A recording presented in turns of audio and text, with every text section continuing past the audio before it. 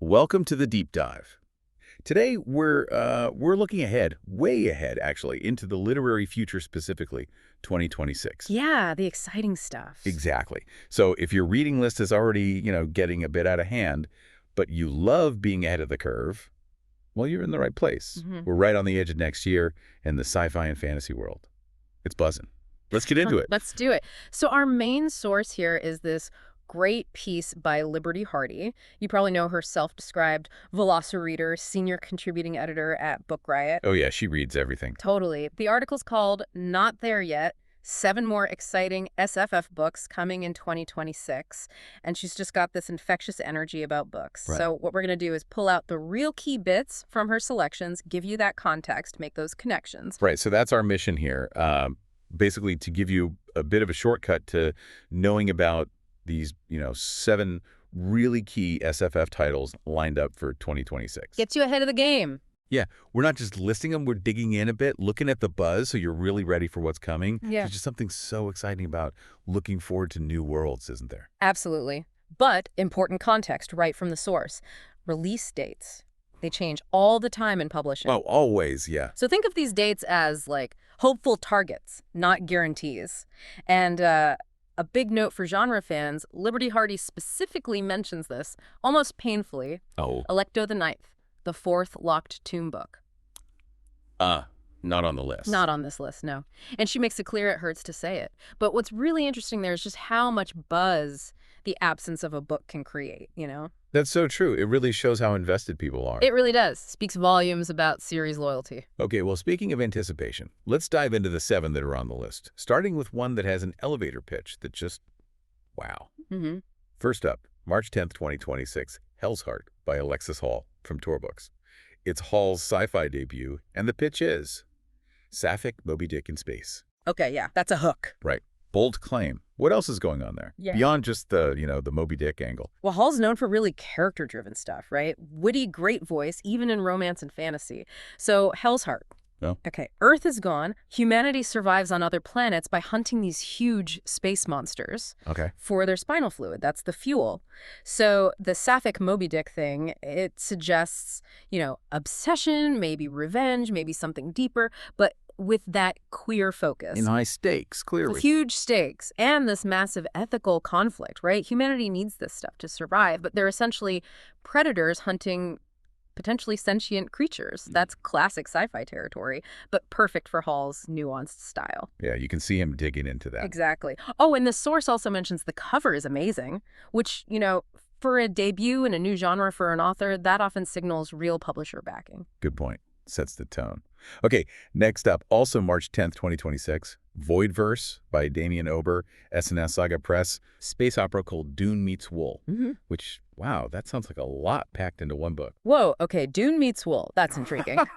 Because Dune is all epic scale, politics, philosophy, galactic empires. And Wool is so much more contained, claustrophobic almost, that tight mystery, societal critique in a closed environment. So how do they blend? Well, maybe it suggests like galactic scope, but with a really focused, high-tension mystery at its heart, exploring hidden truths inside some big, maybe oppressive system. Okay, makes sense. What's the actual plot? So there's this thing called the Construct, a floating machine that just destroys everything it encounters. And the main character, the Thinker, is a survivor bent on destroying it. Classic revenge setup, but potentially more complex. I think so, especially since Damien Ober wrote for the OA. Remember that show? Oh, yeah. Very twisty, ambitious stuff. Exactly. And Kelly Link endorsed this book. She's, a master of that literary, slightly unsettling, speculative fiction.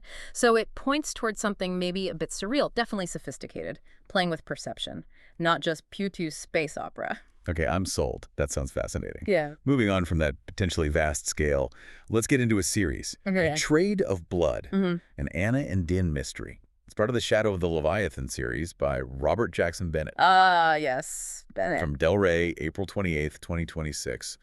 Liberty Hardy was super enthusiastic about this one, basically saying you have to read the first 2 first. Called them smart, funny, Holmesian mysteries of staggering imagination. She's absolutely right. Bennett is, he's just brilliant at world building. What makes this world stand out? It's this fantasy setting that's completely reliant on, like, plants and beasts, not just for atmosphere, but for Right. everything. Technology, magic, even how they solve the mysteries. Plant-based forensics? Sort of, Yeah. yeah. The first book, The Tainted Cup, it actually won a Hugo Award. Oh, wow. Yeah. Okay. Yeah, which is, a big deal. Shows critical acclaim and readers loved it. And the second one, A Drop of Corruption, apparently just as good.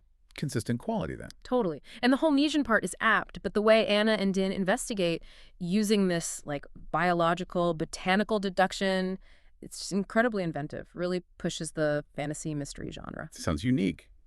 Hmm. Okay, switching gears a bit. If maybe a full novel feels like too much commitment, or you just like variety. Short stories. Exactly.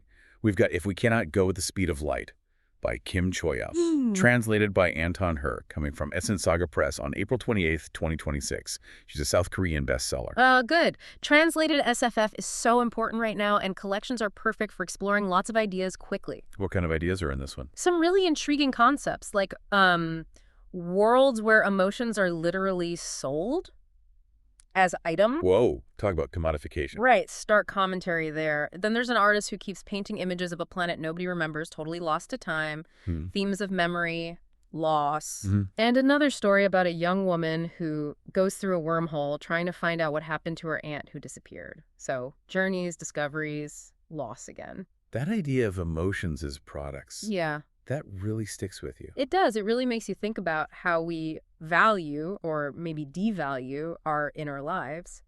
Kim Choyeop apparently uses these sci-fi concepts to look at societal pressures, personal stuff in ways that feel really relevant everywhere. Definitely one to look out for.